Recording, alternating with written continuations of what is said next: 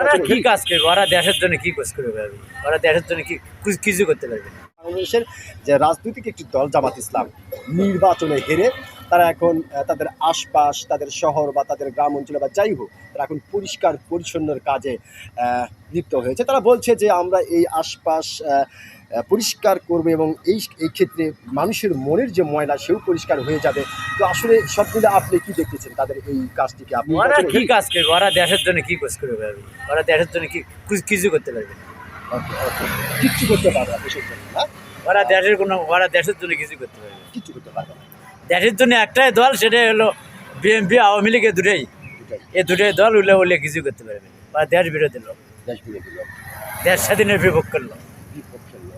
ওকে, যেহেতু আপনি খুব সুন্দর করে কথা বলতেছেন, সেই ক্ষেত্রে আরেকটি বিষয় আপনার কাছ থেকে জানতে চাচ্ছি যে এই মুহূর্তে যদি সরকারের পক্ষ থেকে আপনাকে একটু অফার করা হয় যে আপনি যা চাইবেন সরকার আপনাকে তাই দিবে, তবে আপনি যা চাইবেন এই চাওয়াটি যেন আপনি আমি সহ বাংলাদেশের সকল মানুষের উপকার হয়, তাহলে আপনি কি চাইবেন? সরকারের থেকে কি চাইবে? সরকারের কাছে এত ধান চাউল এলে আলু টালু দাম বর্তমান নাই।